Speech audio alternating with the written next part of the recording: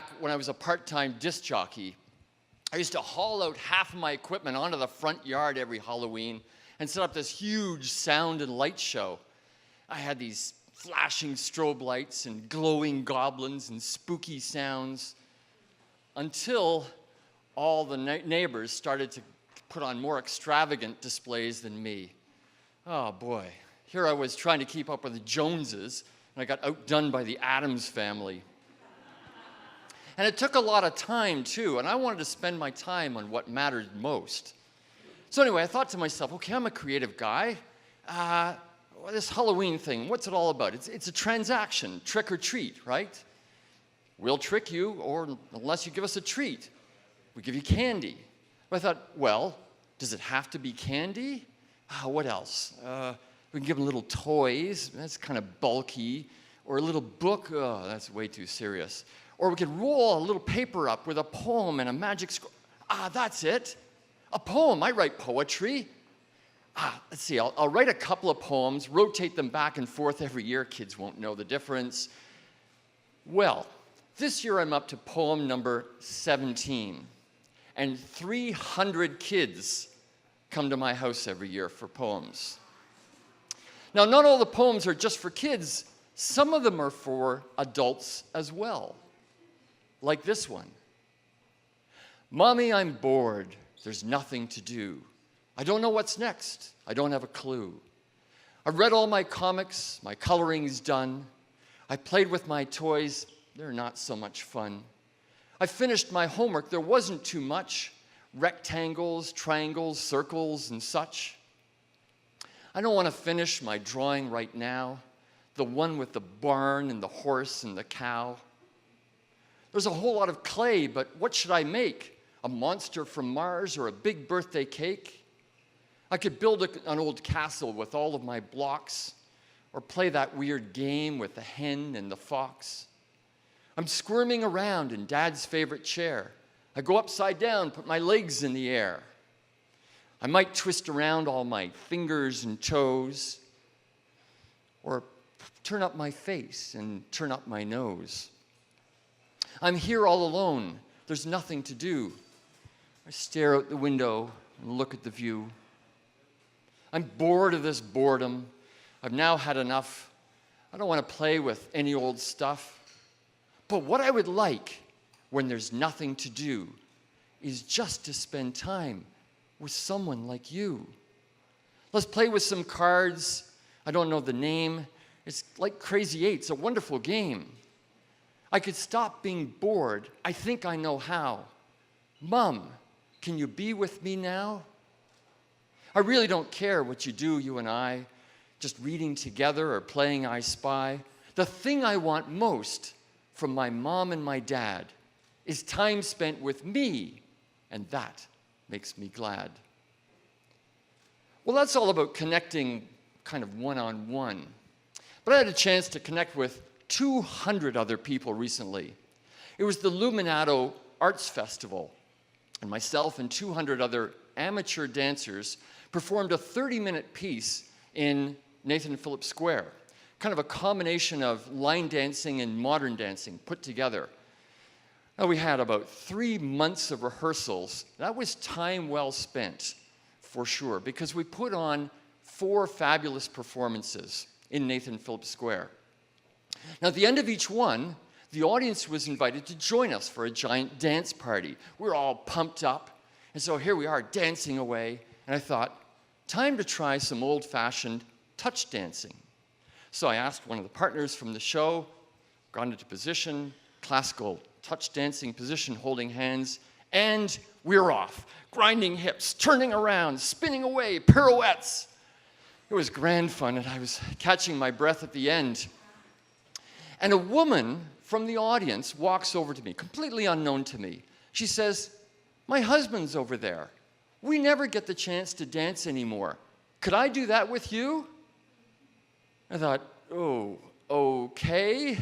This is kind of like having an affair with someone out in Nathan Phillips Square with the husband watching.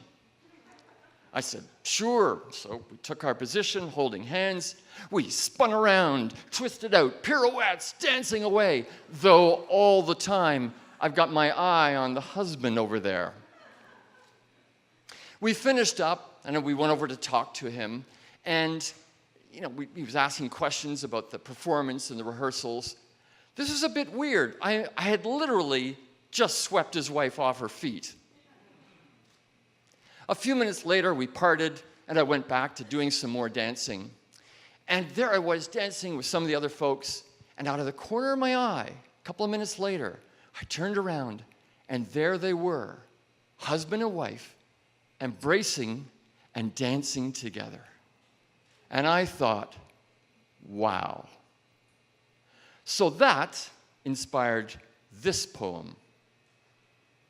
The world is unkind as events let you down. The troubles you see induce a sad frown. You question yourself and what you could do to rectify matters and set things anew. These difficult times, when much seems amiss, you stare in dismay across the barren abyss. Apprehensively blanched, you toil day to day. Then you hear a faint sound that's wafting your way. A familiar tune with a head-nodding beat. You follow the rhythm, begin tapping your feet. But that's not enough. You rise from your chair. You take a few steps, throw your hands in the air. The sound amplifies as you seek out the source. The decibels build a powerful force. Your body is bouncing. You rock to and fro. Excitement is swelling. You've just got to go. You sashay across, then leap off the ground. The beat is incessant. Your hips move around.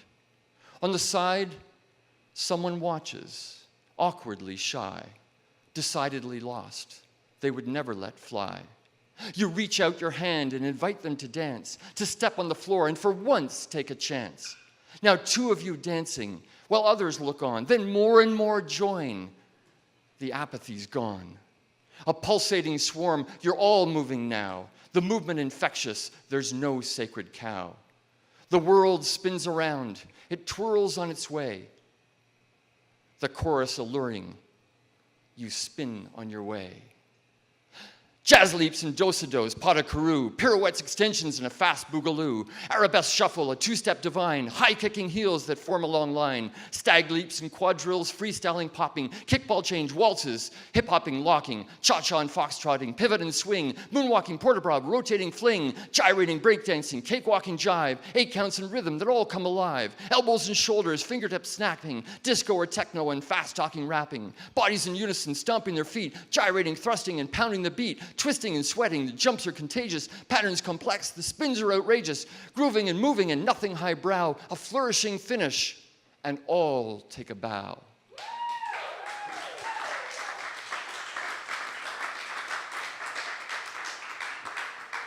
The dance is complete. You're back at your place, assuredly brighter, a smile on your face. You ponder the world, how kind it could be when ensembles aligned set themselves free.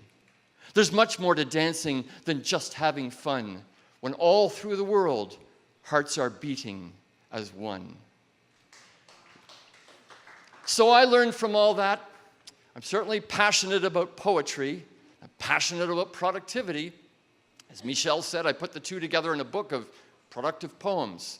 I just want to go out and spread the world and inspire everybody to spend their time better. You have dreams, you have goals, and a burning desire. With heartfelt commitment, your passion's on fire. The connections you make enhance who you are. Those who you touch know who you are. You just say hello, I was thinking of you. You'll make someone's day and feel better too.